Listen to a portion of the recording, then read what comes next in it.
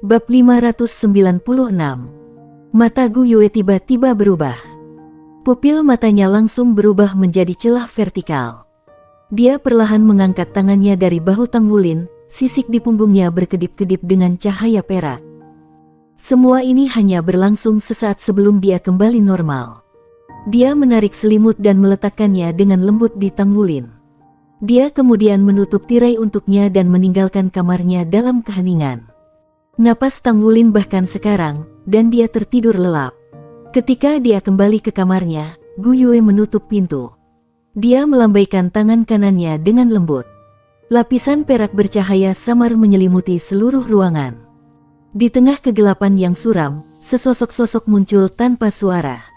Itu adalah seorang pria yang seluruh tubuhnya diselubungi oleh jubah hitam. "Kenapa kamu tidak menyerang?" Bahkan roh-roh Tuan Naga itu menyerahkan dirinya dengan sukarela kepadanya dan memilih untuk menjadi miliknya. Itu bukti yang cukup bahwa garis keturunan Raja Naga Emas dalam dirinya sangat murni. Seharusnya mustahil bagi garis keturunan untuk dilahirkan di benua Douluo. Pasti ada alasan di balik ini. Setelah Anda mengekstrak garis keturunannya dari tubuhnya, semuanya akan terungkap. Pada saat itu, jika kamu bisa menyerap garis keturunan, maka mungkin kamu bisa. Cukup. Nada bicara Gu Yue sedingin es. Dia hampir tidak mengangkat suaranya, tetapi kata-kata pria yang mengenakan jubah hitam tiba-tiba berhenti. Dia kemudian jatuh dengan satu lutut dan menundukkan kepalanya. "Kamu bisa pergi. Kita perlu mempercepatnya." "Saya sudah memikirkan cara," kata Gu Yue datar. "Nona, bagaimana dengan Naer? Akankah kita terus membiarkannya seperti ini saja?" kata lelaki berbaju hitam dengan suara lembut. Gu Yue menjawab dengan datar, "Itu juga salah satu alasan mengapa saya belum menyentuh Tang Wulin. Segala sesuatu terjadi karena dia dan harus diselesaikan olehnya.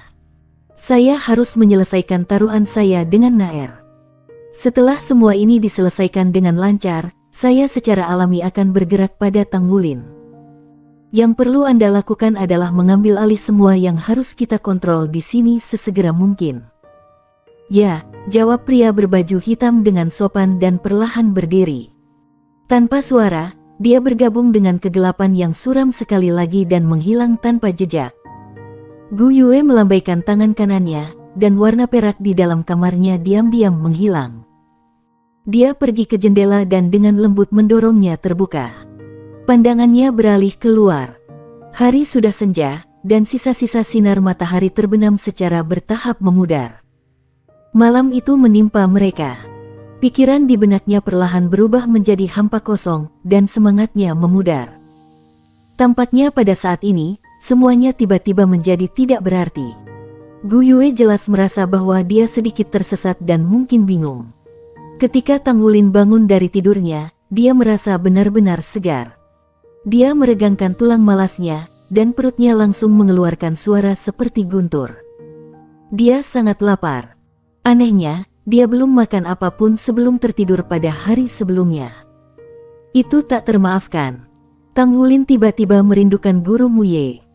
Meskipun ketika Mu Ye bersamanya, dia terus-menerus menjalani pelatihan khusus yang seperti penyiksaan murni. Namun, ada sebuah kegembiraan. Setelah setiap sesi pelatihan, guru Mu Ye akan membawakannya makanan bergizi ekstra. Dalam 2 bulan itu, dia telah mencicipi hampir setiap kelezatan di laut setidaknya sekali. Itu juga salah satu alasan utama tubuhnya berkembang begitu cepat. Cedera yang dideritanya ketika dia bertabrakan dengan Mesia hitam sudah lama sembuh. Kemampuan penyembuhan diri dari tubuhnya sangat kuat, jadi Tang Wulin tidak perlu khawatir sama sekali. Semuanya selesai dalam pola yang jelas dan teratur. Dia membuka jendela dan udara pagi yang segar masuk ke dalam ruangan. Angin sepoi-sepoi yang lembut membawa sedikit embun pagi dan memberinya perasaan yang sangat segar dan segar kembali. Dia melihat ke ufuk timur dan menunggu tanda-tanda awal fajar. Saat itu, jendela kamar sebelah juga terbuka. "Wulin," terdengar suara Gu Yue. "Ada apa?" tanya Tang Wulin sambil tersenyum. Gu Yue menatapnya dan sedikit menggelengkan kepalanya. "Tidak apa. Aku hanya ingin memanggil namamu tiba-tiba." Tang Wulin tertawa terbahak-bahak. Aku pikir kamu datang tadi malam, benar kan? Memem. Saya ingin mengajak Anda jalan-jalan, tetapi ketika saya melihat Anda mengantuk, saya menyerah, kata Gu Yue lembut. Yakin? Kalau begitu mari kita pergi hari ini. Kami diberi waktu 3 hari untuk istirahat, bukan? Juga, saya ingin mengamati kebiasaan dan tata krama lokal Star Luo City. Haruskah kita mengundang yang lain juga? Gu Yue menggelengkan kepalanya. Aku hanya ingin keluar denganmu. Jangan panggil yang lain. Tang Wulin sedikit terpana. Namun, perasaan hangat tiba-tiba muncul di dalam hatinya.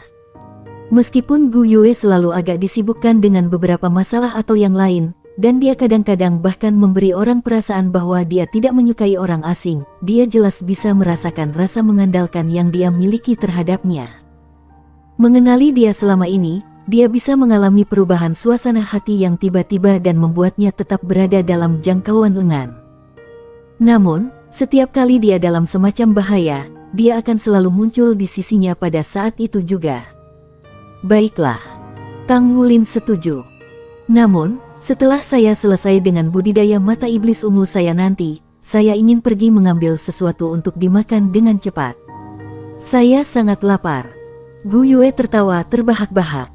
Kupikir aneh kalau kamu tidur tadi malam tanpa makan apa-apa. Itu tidak seperti kamu. Apa yang tidak seperti saya? Tanya Tang Wulin. Lagi pula kau seorang pelahap. Jadi itu yang kau pikirkan tentangku. Saya sedih. Tang Wulin memasang ekspresi sangat sedih. Gu Yue tersenyum sedikit. Kalau begitu jangan sarapan pagi ini jika bisa, dan aku akan mengambilnya kembali. Tidak perlu. Saya pelahap. Tang Wulin langsung berbicara dengan tegas dan tegas. Rona ungu keunguan meleleh di matanya. Ada kehangatan dan kenyamanan yang tak terlukiskan. Tang Wulin memiliki perasaan bahwa Purple Demon Eyes berada di ambang terobosan. Setelah berlatih begitu lama, ini akhirnya merupakan pertanda bahwa ia mengalami kemajuan dari tahap pertama ke tahap kedua. Budidaya mata setan ungu dibagi menjadi 4 tahap. Tahap pertama adalah survei, tahap kedua adalah detail, tahap ketiga adalah mustard seed, dan tahap keempat adalah tanpa batas. Dikatakan bahwa hanya ada segelintir yang bisa menumbuhkan mata setan ungu ke tahap ketiga, apalagi tahap keempat. Namun, peningkatan halus dalam mata setan ungu sangat berguna dalam penanaman kekuatan spiritual dan selama pertempuran. Tang Wulin menduga bahwa alasan utama mata iblis ungunya akan ditingkatkan adalah karena potensi tubuhnya dirangsang oleh metode budidaya tubuh sekte. Itu dan peningkatan kekuatan spiritualnya. Gu Yue, bagaimana kekuatan spiritualmu sekarang? Apakah Anda tahu? Tanya Tang Wulin pada Gu Yue. Aku tidak tahu. Bagaimanapun, ini lebih tinggi dari milikmu. Balasan Gu Yue membuatnya sedikit sulit bagi Tang Wulin untuk bernapas. Kekuatan spiritual saya juga meningkat pesat akhir-akhir ini. Siapa tahu, saya mungkin sudah mengejar Anda, kata Tang Wulin, tidak mau terlihat lemah. Gu Yue memutar matanya ke arahnya. Kamu memiliki imajinasi yang terlalu aktif. Bagaimana Anda tahu bahwa saya tidak sebagus Anda? Tang Wulin tidak bisa membantu tetapi mengatakan itu. Gu Yue berkata, aku tidak lagi di peringkat roh laut. Setelah selesai, dia menutup jendelanya dan kembali ke kamarnya. Dia tidak lagi di peringkat roh laut. Jangan bilang dia mengalami kemunduran, Tang Wulin bergumam sendiri tentang hal ini ketika dia tiba-tiba tampak tersedak. Regresi. Tentu saja itu tidak mungkin. Itu banyak terlihat dari kekuatan pertempuran Gu Yue. Selain itu, kekuatan spiritual manusia tumbuh seiring bertambahnya usia. Setidaknya, sebelum usia 50, kekuatan spiritual seseorang hanya akan meningkat secara bertahap dan tidak akan menurun. Maka jika wilayahnya tidak menurun, itu hanya bisa berarti bahwa surga. Mungkinkah dia telah menembus dunia roh laut dan mencapai peringkat berikutnya? Budidaya kekuatan spiritual jauh lebih sulit daripada kekuatan jiwa. Tang Wulin tahu dengan jelas apa yang terjadi setelah roh laut. Tapi itu seharusnya tidak mungkin, bukan? Itu pasti mustahil. After the Spirit si ranah adalah ranah spirit abyss. Wilayah spirit abis seperti penjara abisal, surga dan neraka. Batas atas adalah surga sedangkan batas bawah adalah neraka. Segala sesuatu yang dapat dipahami oleh pikiran dikumpulkan menjadi satu. Kekuatan spiritual puncak adalah dasar untuk memiliki roh-roh yang legendaris. Pada peringkat ini, seseorang dapat bergabung dengan tingkat roh jiwa apapun, bahkan jiwa roh oranye atau merah. Jika seseorang menyatu dengan jiwa roh oranye atau merah, maka kekuatan mereka yang tersisa hanya akan berada pada peringkat roh laut. Namun, jika seseorang tidak memiliki jiwa roh oranye atau merah, itu mungkin untuk menyatu dengan maksimal 5 jiwa roh dari warna apapun, tanpa batas pada peringkat mereka. Biasanya, alam spirit abis adalah batas bagi manusia. Bab 597. Kebutuhan kekuatan jiwa untuk ranah laut roh adalah 500, sedangkan kebutuhan kekuatan jiwa ranah roh abis adalah lebih dari 5000. Perbedaannya 10 kali lipat. Meskipun Tang Wulin tahu bahwa kekuatan jiwanya sendiri telah sangat meningkat, itu tidak akan meningkat lebih dari 1000 poin. Masih ada celah yang lebar antara levelnya dan wilayah spirit abis. Jika kekuatan jiwa Gu Yue sudah mencapai spirit abis, maka dia mungkin bahkan menyusul Guru Wu. Kekuatan jiwa Guru Wu seharusnya berada di ranah spirit abis paling banyak, kan? Itu benar-benar menakutkan. Ini tak mungkin. Saya harus bertanya kepadanya tentang ini. Tang Wulin menolak sarapan dan pergi mengetuk pintu Gu Yue. Pintu terbuka, dan Gu Yue, yang telah berubah menjadi gaun abu-abu panjang, berjalan keluar dari dalam. Dia bukan tipe gadis yang dianggap cantik. Gaun abu-abunya juga tidak terlalu mencolok. Namun, untuk beberapa alasan yang tidak diketahui, ketika dikenakan di tubuhnya, ada kualitas khusus untuk itu. "Kak, Anda sudah mencapai ranah spirit abis?" tanya Tang Wulin dengan sedikit tergagap. Gu Yue memutar matanya ke arahnya. "Kamu percaya itu hanya karena aku bilang begitu?" Ketika dia mengatakan ini, dia berjalan keluar dari kamarnya. "Tentu saja aku akan mempercayaimu. Kapan saya tidak pernah percaya kata-kata Anda?" Tang Wulin buru-buru mengejarnya. Gu Yue berhenti dan berbalik tiba-tiba. Dia menatapnya dengan tulus. "Lalu bagaimana jika aku mengatakan bahwa aku bermaksud membunuhmu tadi malam? Apakah Anda percaya itu?" Saat dia melihat tatapan serius yang tidak normal, Tang Wulin tertegun. "Mengapa kamu ingin membunuhku? Apakah kamu percaya?" Gu Yue menatapnya dengan tegas. Aku tidak berpikir kamu akan melakukannya," kata Tang Wulin dengan senyum nakal. Dia bahkan mengangkat tangannya dan mencubit pipinya. "Ayo, jatuhkan aktingnya. Coba yang lain. Sesuatu dengan lebih bisa dipercaya." Ekspresi tak berdaya muncul di wajah Gu Yue. "Orang ini, ayo pergi dan sarapan." Dia berbalik dan berjalan menuju pintu keluar. Dalam hatinya, kata-kata, "Saya tidak berpikir Anda akan melakukannya," bergema dengan kuat. Tang Wulin mengejarnya dan berkata, "Hei, jangan kamu mengubah topik pembicaraan. Anda masih belum menjawab saya. Sudahkah Anda naik peringkat?" Gu Yue berkata dengan marah, "Mengapa kamu tidak berteriak lebih keras sehingga seluruh hotel bisa mendengarmu?" Sarapan yang disajikan di Grand Star Luo Hotel mewah. Ketika Tang Wulin duduk di meja, wajahnya sudah tampak garang. Apa yang harus dia lakukan tentang makan malam yang belum selesai tadi malam? Tentu saja, dia harus makan lebih dari sekadar kenyang dalam makanan ini untuk menebus kehilangan. Dia kemudian menunjukkan kepada para penyewa Grand Star Luo Hotel seperti apa bentuk gumpalan awan angin puyuh. "Kapten, apa yang akan kamu lakukan nanti?" "Kami berpikir untuk jalan-jalan," kata Su Xiaoyan sambil tersenyum. Tang Wulin melirik Gu Yue dan berkata, "Kami juga akan keluar." Su Xiaoyan belum membuka mulutnya lagi ketika Gu Yue sudah mengatakan, "Luka-lukanya belum sembuh. Saya membawanya keluar untuk mencari obat, dan kemudian kita akan kembali ke sini. Jika kalian keluar, jangan keluar terlambat." "Oh." Su Xiaoyan memandang Tang Wulin, lalu pada Gu Yue. Dia memberikan ekspresi pengertian. Wajah Tang Wulin sedikit canggung sementara Gu Yue tampak acuh tak acuh. terlihat di wajah yang lain lebih atau kurang aneh. Setelah mereka selesai sarapan, Tang Wulin dan Gu Yue berjalan keluar dari pintu depan, bahu-membahu. Layanan hotel sangat ramah. Seorang anggota staf menyerahkan kartu nama untuk berjaga-jaga kalau mereka pergi terlalu jauh dan memerlukan alamat untuk mengambil taksi kembali. Sebagai hotel paling mewah di kota Starluo, Grand Starluo Hotel secara alami terletak di pusat kota. Korps diplomatik akan memiliki audiensi dengan keluarga kerajaan Starluo Empire. Setelah keluar dari hotel, mereka mendapati diri mereka berada di jalan yang ramai. Jalanan sangat luas, tetapi tidak ada kendaraan yang terlihat. Ini adalah jalan pejalan kaki yang terkenal di Starluo City.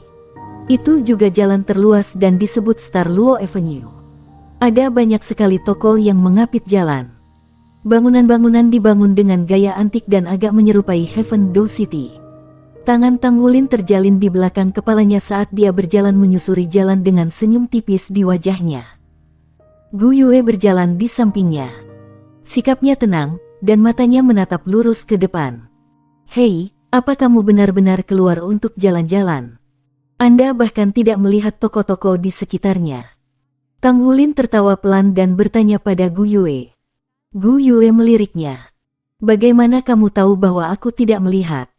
Kekuatan spiritual saya sudah cukup untuk menjadi mata saya." "Lupakan saja." Tang Wulin memutar matanya. Setiap kali dia berpikir kekuatan spiritual Gu Yue mungkin telah mencapai peringkat spirit abis, dia merasa lebih tertekan. Jika itu benar, maka kekuatan pertempuran Gu Yue bukan yang dia lihat sebelumnya. Dia pasti jauh lebih kuat dari itu. Untuk seorang guru jiwa dengan jiwa bela diri tipe unsur seperti dirinya, kekuatan dan kekuatan rohaninya berbanding lurus satu sama lain. Gu Yue tiba-tiba tertawa. "Idiot. Kau percaya itu hanya karena aku mengatakannya. Tidak mungkin semudah itu untuk mencapai ranah spirit abis." Tang Wulin sedikit terpana. "Kau menarik kakiku." Gu Yue terkikik. "Bagaimana kalau aku?" Tang Wulin mengenakan topeng keras dan berkata dengan serius, "Nona Gu Yue, apakah Anda geli?" "Hah?" Gu Yue tertegun. Pada saat berikutnya, tangan Tang Wulin sudah mencapai di bawah ketiaknya. "Ah. Haha, berhenti." Gu Yue berbalik dan berlari. Tang Wulin mengejar sambil tertawa, "Kamu berani membodohiku. Aku tidak akan membiarkanmu pergi." Gu Yue berlari lurus ke depan ketika beberapa orang keluar dari toko tiba-tiba. Gu Yue berhenti secara naluriah, tetapi Tang Wulin menghantam punggungnya. Keduanya berada di jalur tabrakan dengan kelompok.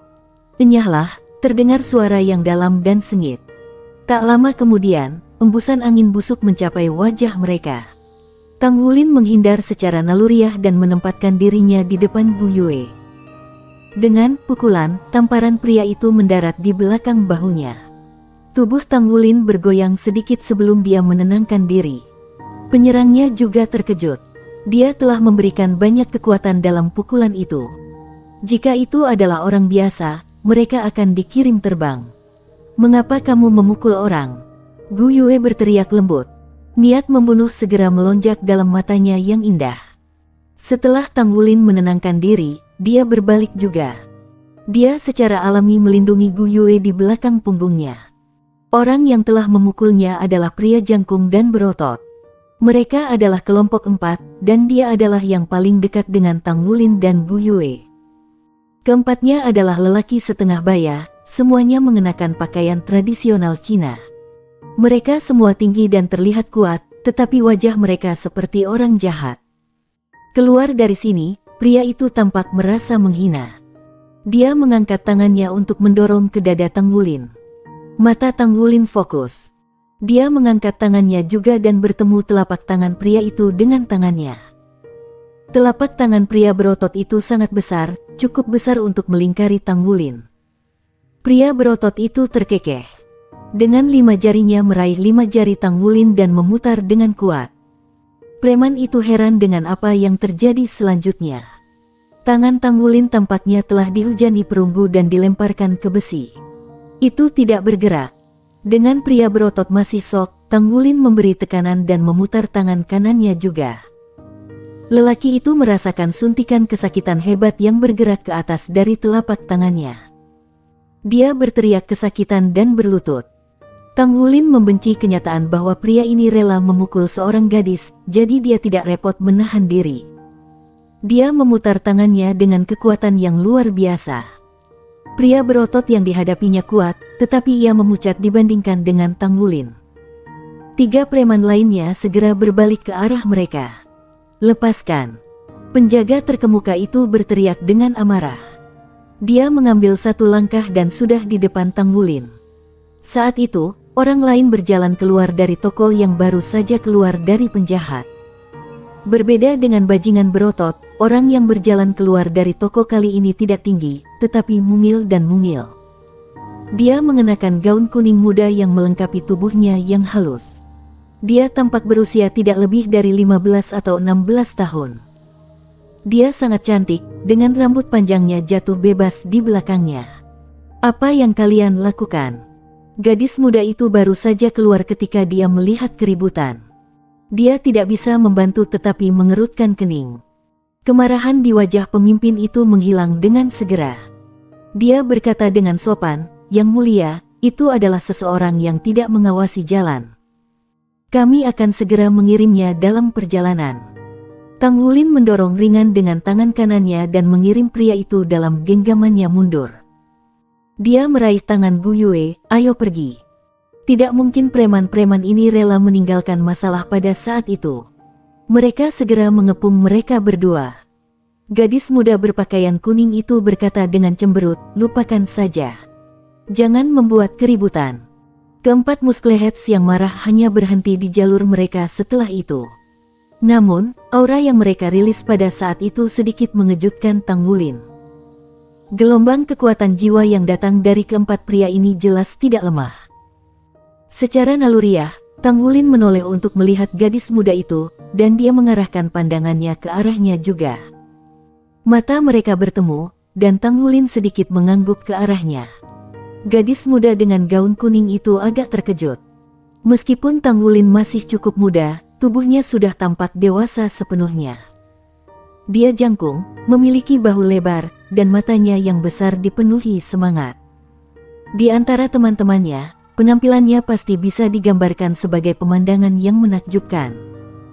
Temperamen yang tanpa disadari keluar dari tubuhnya, lembut, tetapi dengan sedikit kekuatan, membuatnya lebih mudah baginya untuk menarik perhatian.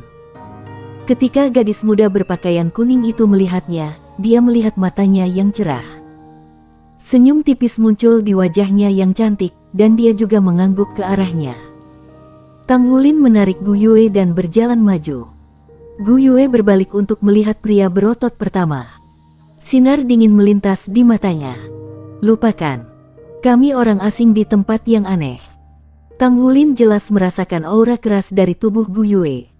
Dia menarik pergelangan tangannya dengan ringan. Bab 598. Lebih baik tidak menimbulkan masalah saat berada di negeri asing. Preman-preman tadi juga bukan orang biasa. "Dia memukulmu," Gu Yue berbicara dengan dingin. "Saya baik-baik saja. Kulit saya tebal," kata Tang Wulin bercanda.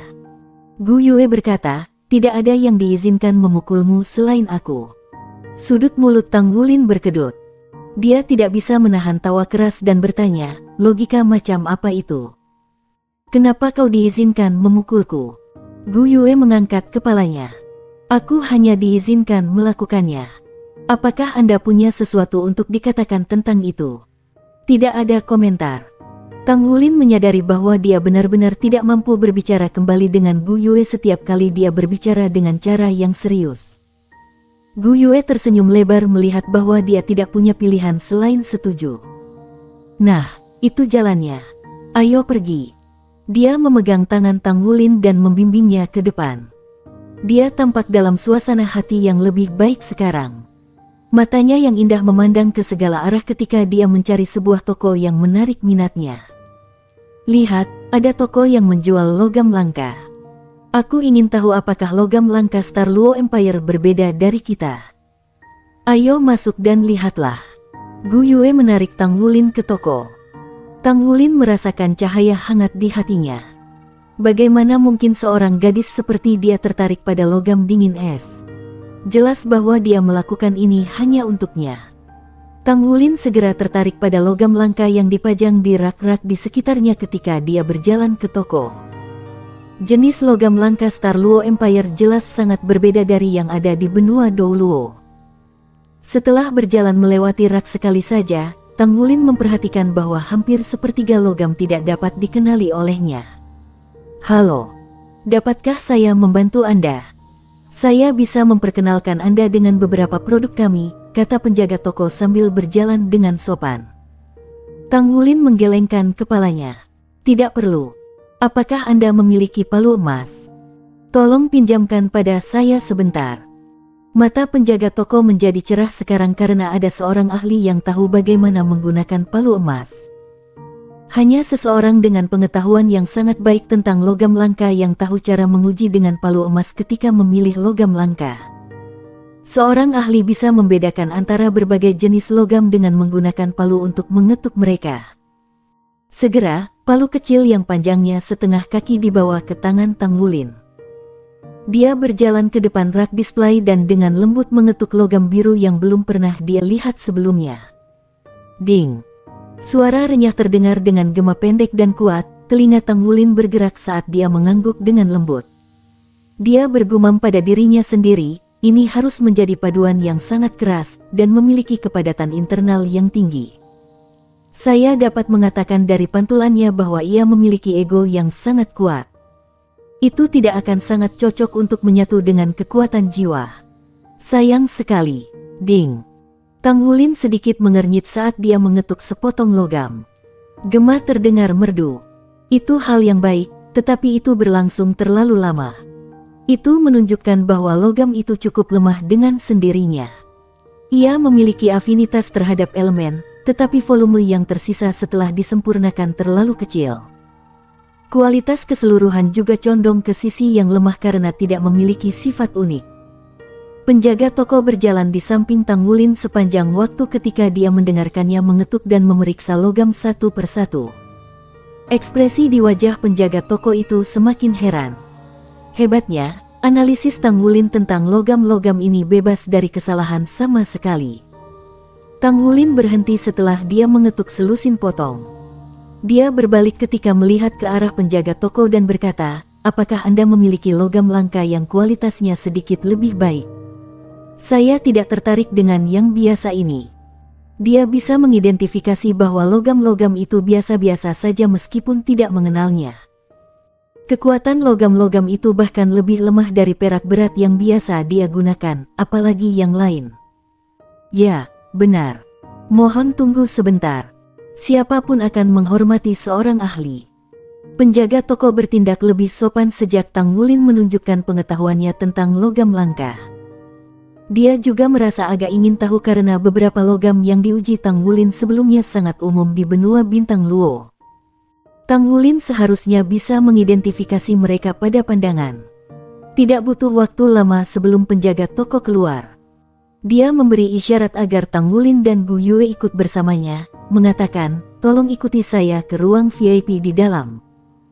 Mereka berjalan di dalam dan tiba di sebuah ruangan yang memiliki perlengkapan yang jauh lebih elegan daripada di luar. Dua kursi diposisikan di belakang meja logam tempat dua gelas air telah diletakkan. Silahkan duduk. Saya memiliki izin terbatas sehingga saya hanya diizinkan untuk menunjukkan semuanya sepotong demi sepotong. Tang Wulin dan Gu Yue duduk.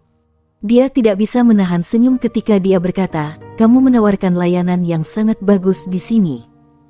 Penjaga toko tertawa kecil dan menjawab, "Selama kamu puas. Tolong tunggu sebentar." Dia mendorong membuka pintu, melewati gerbang logam dan berjalan ke kamar. Setelah beberapa saat, dia kembali dengan sebuah kotak kayu di tangannya. Kotak itu tampak agak berat ketika dia meletakkannya di atas meja dan membukanya. Pada saat yang tepat kotak kayu itu dibuka, mata Tang Wulin cerah. Itu adalah logam emas yang pudar dengan tembus jernih ke sana. Itu sangat mirip dengan Star Iron, tapi Star Iron dihiasi dengan bintik-bintik emas, sedangkan logam di depan matanya memiliki warna emas yang sangat genap yang tidak terlalu tebal. Tang Wulin mengangkat palu emas dan mengetuknya dengan lembut. Terdengar dengungan lembut. Itu memiliki gema yang sangat menarik. Seolah-olah suara itu memutar dan berputar. Logam itu berkilauan juga.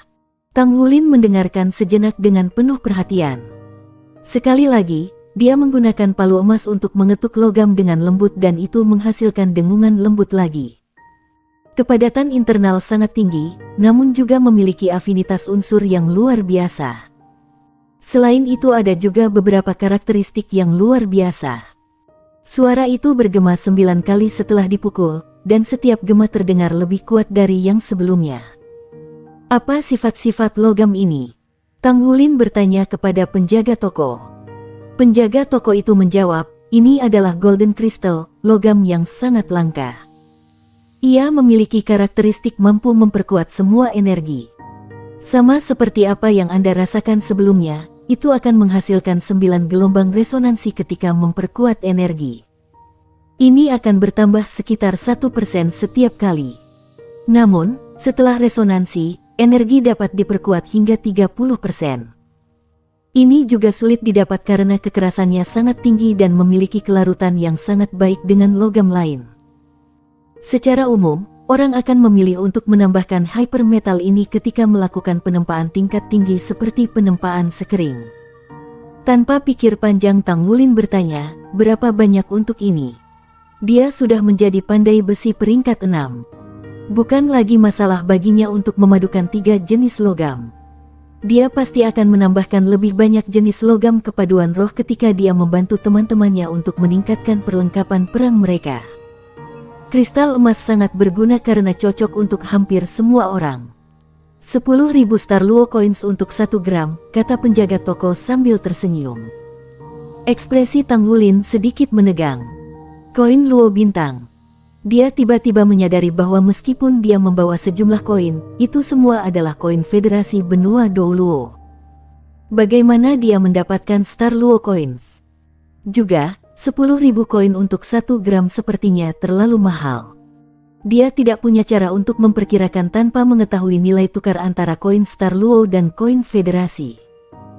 Selain itu, jika ini digunakan dalam penempaan sekering di masa depan, ia akan membutuhkan beberapa ton logam ini jika ia ingin memasukkan dirinya dan 7 temannya.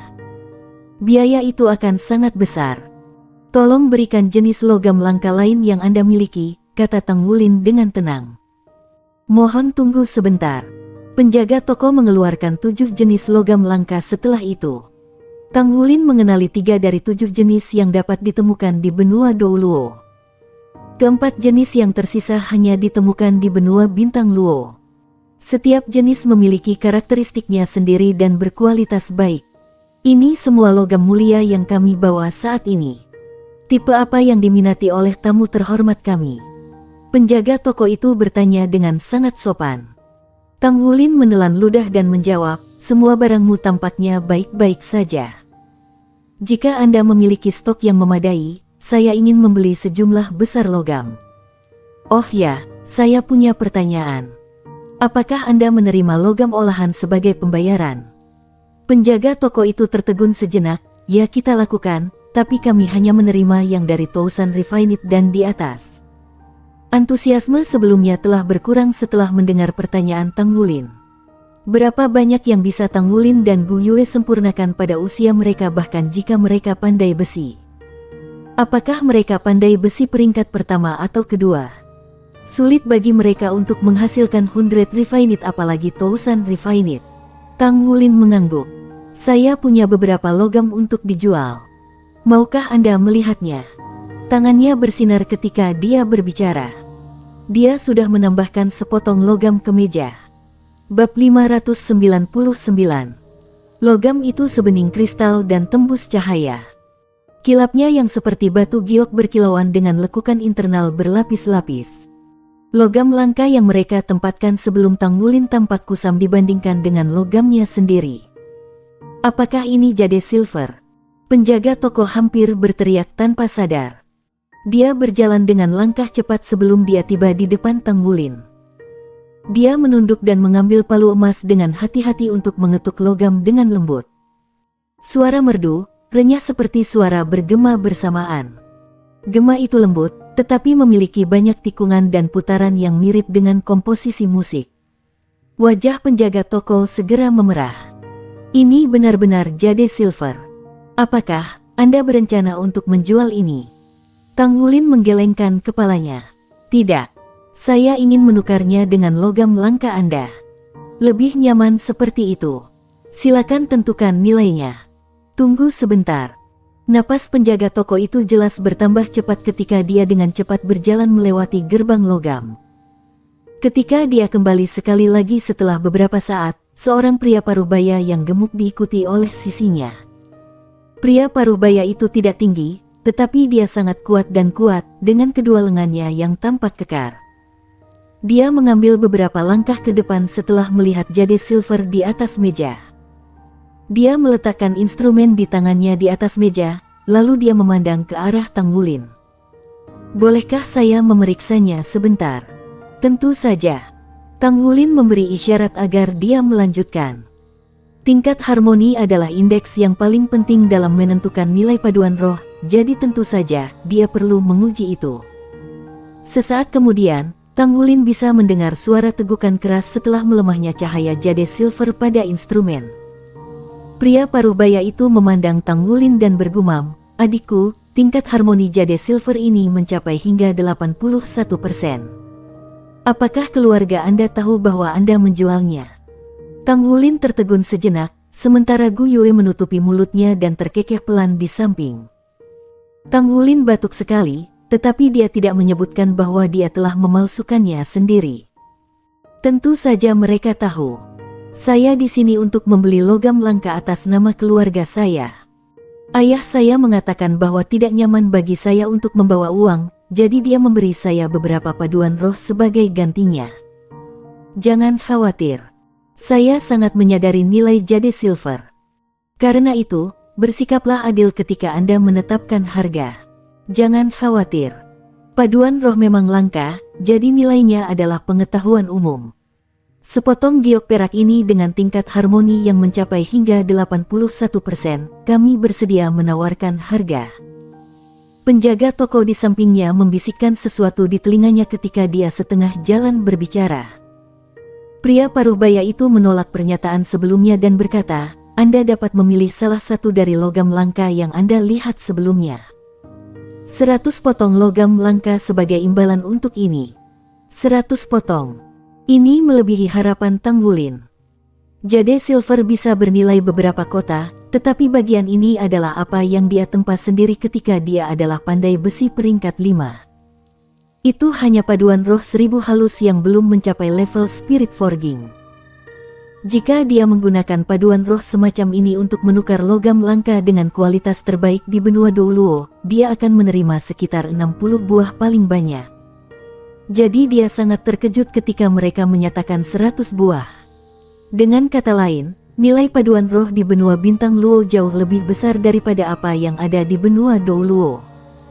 Seolah-olah koin yang bersinar berkilauan di mata Tang Wulin. Sepertinya dia akan menghasilkan banyak uang. Dia ragu-ragu untuk beberapa saat sebelum melanjutkan. "Bisakah kamu menawarkan sedikit lebih banyak?" Pria parubaya itu tertawa paksa dan menjawab, "Harga kami benar-benar adil.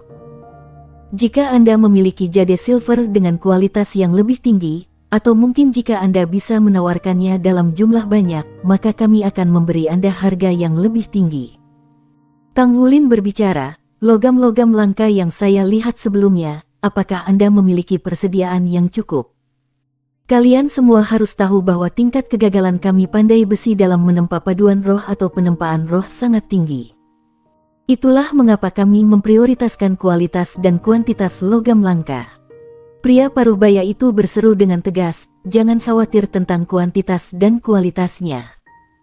Kami dapat membuka toko kami di Star Luo Avenue hanya di bawah pengawasan ketat. Selama kita tetap pada batas tertentu, itu seharusnya tidak menjadi masalah bagi kita. Namun, jika Anda membutuhkan jumlah yang sangat besar maka saya akan membutuhkan periode waktu tertentu untuk memenuhi kebutuhan Anda." Tang Wulin mengangguk dan menjawab, "Baiklah, sepakat. Pertama saya akan menukar sepotong paduan roh ini dengan 100 keping golden crystal. Anggap ini awal yang menjanjikan. Silakan persediaan 3 jenis logam langka ini, emas kristal, perak adaptif, dan tembaga star. Saya akan kembali untuk menunjukkan kualitas kristal emas ini kepada ayah saya, maka kami mungkin akan kembali untuk menukar atau membeli dalam jumlah besar.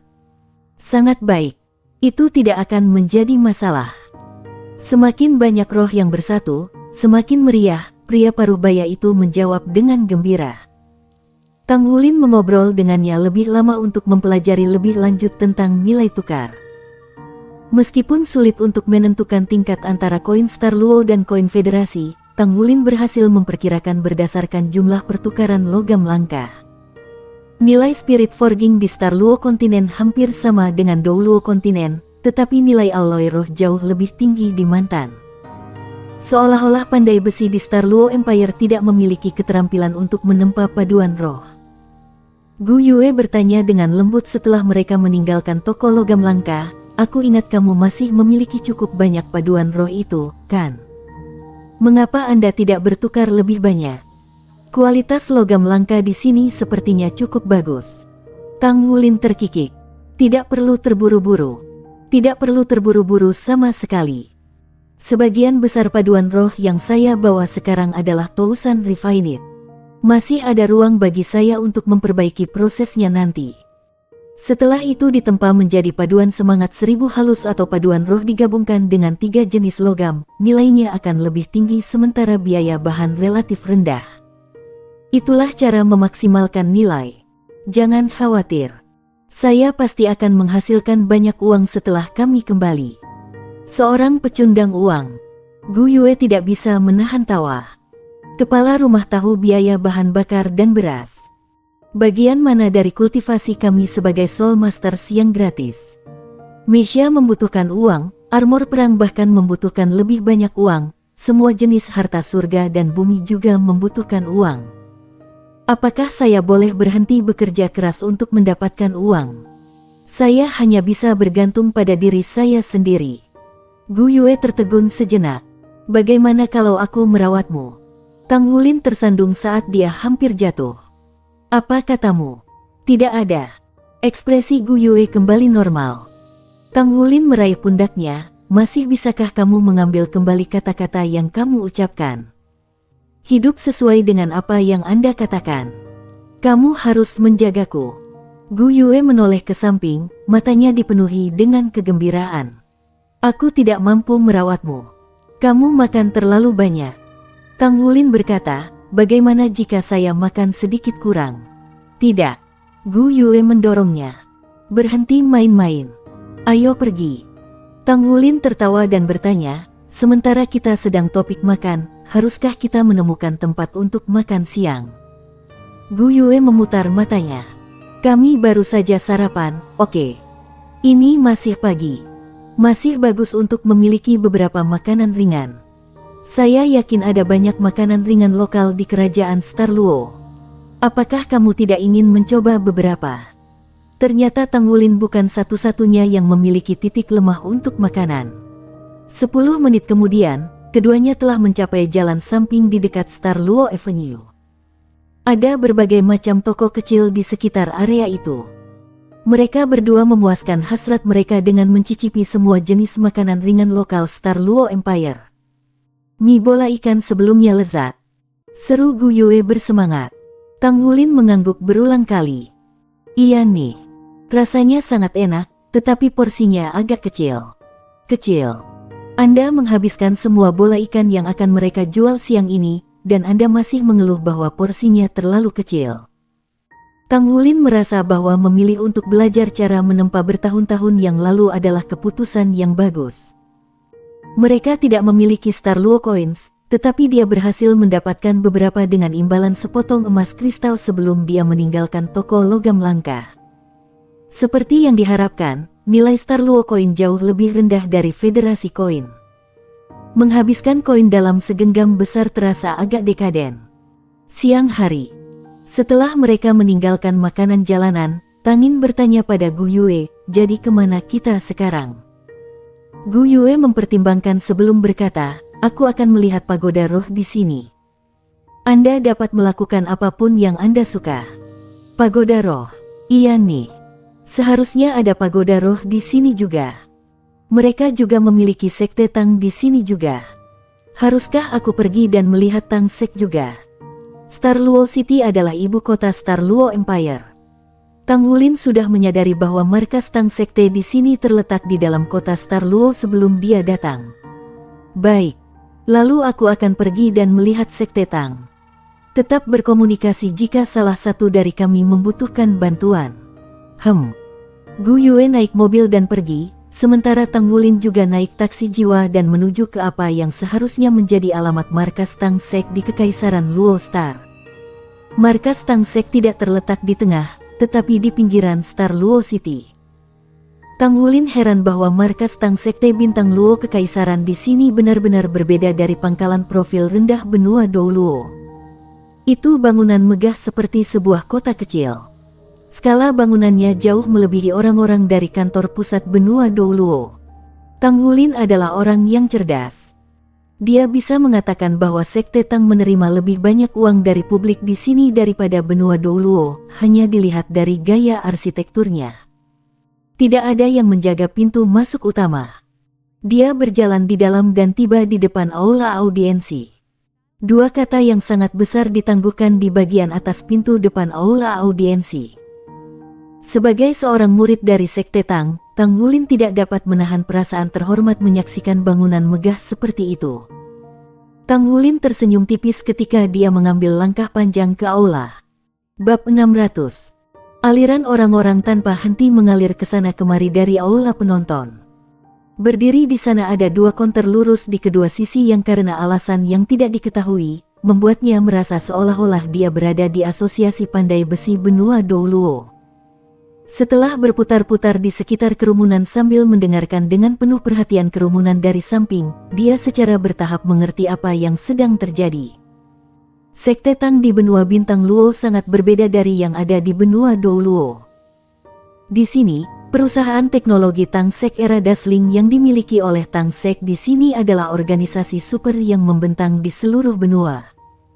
Mereka berspesialisasi dalam memproduksi dan menjual berbagai perangkat jiwa. Secara alami, produk mereka dijual untuk keperluan sipil. Sebelumnya, dia mendengar dari seseorang bahwa Sekte Tang adalah pemasok amunisi untuk pemerintah Star Luo Empire. Ini semakin meningkatkan status mereka. Dia benar-benar tidak pernah berharap bahwa Sekte Tang memiliki postur seperti itu di benua Bintang Luo. Jelas bahwa dukungan Tang Sekte terhadap Kekaisaran Bintang Luo jauh melebihi Federasi Benua Dou Luo.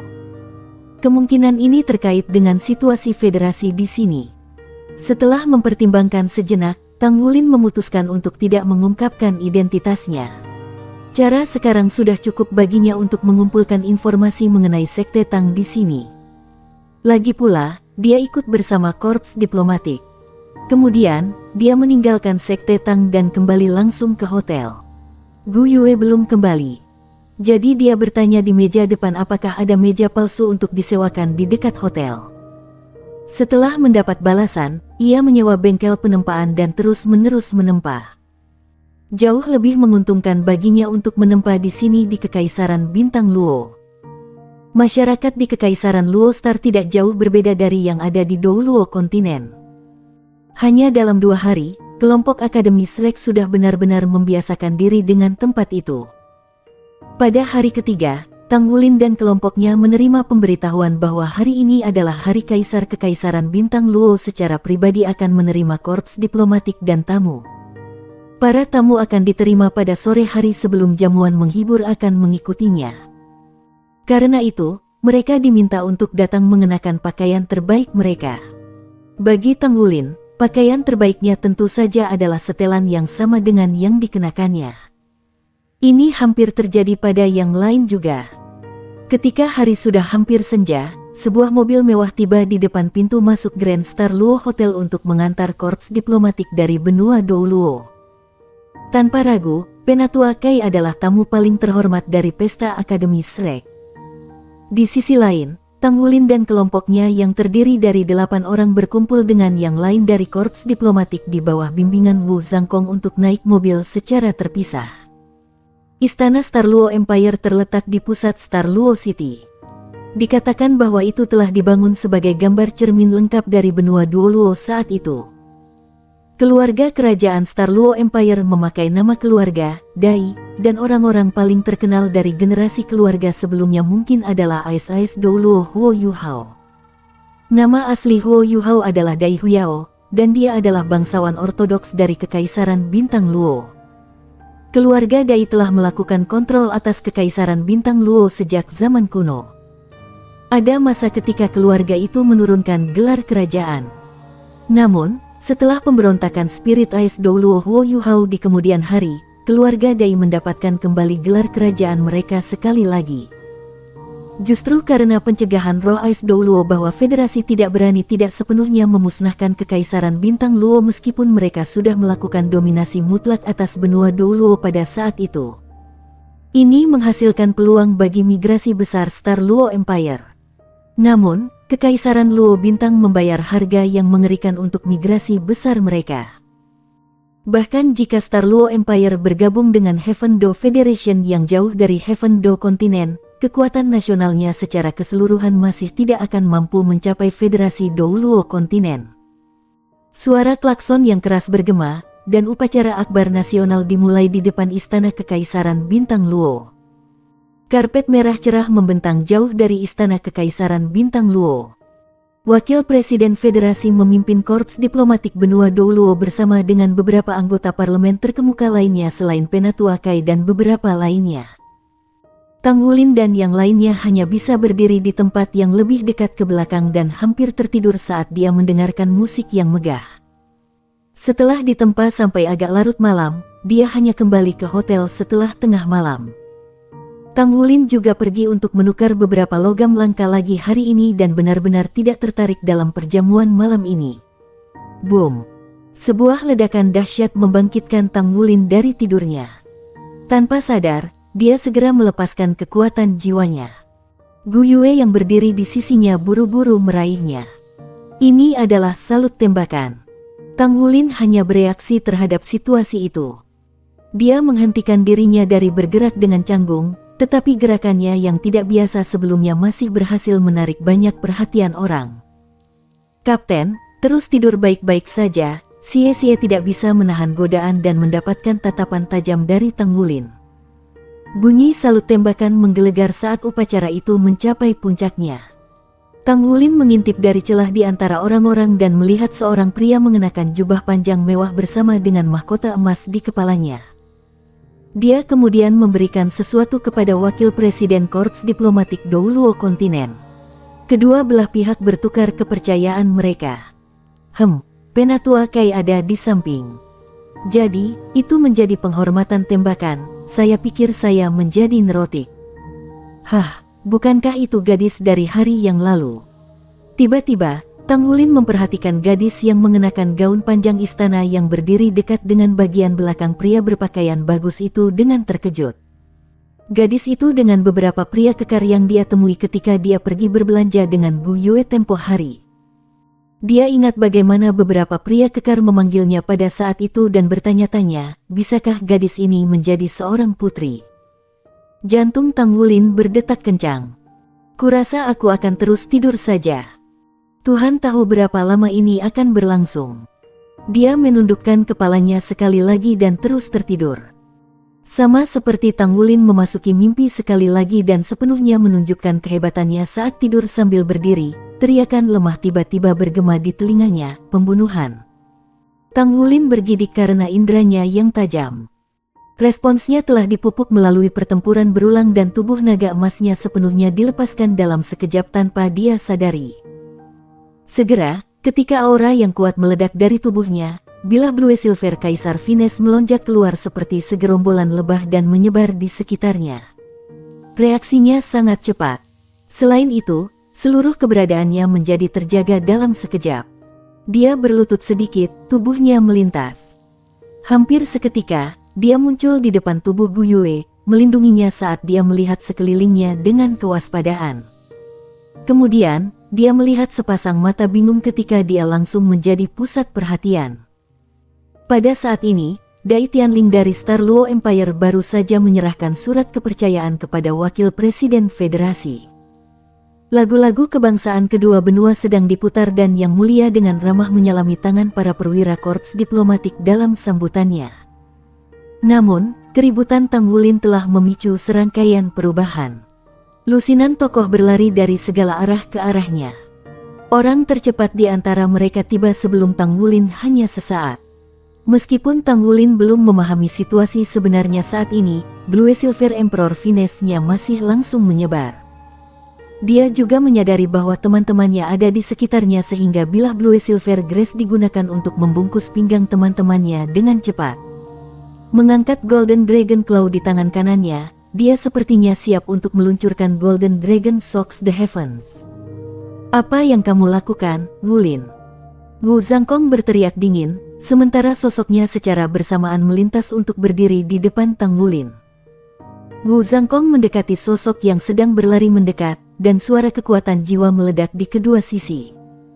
Wu Zhangkong mundur dengan 2 langkah sementara yang lainnya berjungkir balik ke belakang dan menangguhkan dirinya di udara. Hampir seketika, berbagai perangkat jiwa terkunci ke arahnya. Tang Wulin sudah benar-benar bangun sekarang ketika dia bertanya tanpa sadar, di mana pembunuhan itu. Dia gagal menyadari bahwa gadis berpakaian istana berdiri di belakang Yang Mulia Kaisar telah menundukkan kepalanya sedikit. Dia menekan mulutnya agar tidak tersenyum menjadi usaha yang besar. Wu Zhangkong menatap Tang Wulin dengan ganas. "Apa sih yang kamu lakukan?" Tang Wulin memandang ke arah Gu Yue di sisinya dengan ekspresi bingung. "Tidakkah kamu berteriak padaku bahwa ada pembunuhan sebelumnya?" Gu Yue tertegun saat dia menjawab, "Aku tidak." "Apakah kamu bermimpi?" "Hah?" Tang Wulin berkedip. Dia benar-benar yakin bahwa dia telah mendengarnya dengan jelas sebelumnya. Apakah dia tidak tahu apakah dia sedang bermimpi atau tidak? Xie sudah tak terkendali mencibir keras. Jika Tang Wulin benar-benar bermimpi, ini akan menjadi lelucon besar. Saat ini, pengawal bersenjata kerajaan Star Luo Empire sudah berkumpul ke depan. "Apa yang terjadi?" Penatua yang memiliki bantalan tumpul bertanya dengan suara berat. Pada saat ini, bahkan Wu Zhangkong yang mantap dan mendalam tidak tahu bagaimana menjawab yang lain. Namun, dia juga tidak bisa melewatkan penjelasan. Jika pihak lain salah memahami niat mereka dan memutuskan bahwa mereka akan membunuh kaisar, ini benar-benar akan menjadi lelucon besar bagi mereka. Bersambung.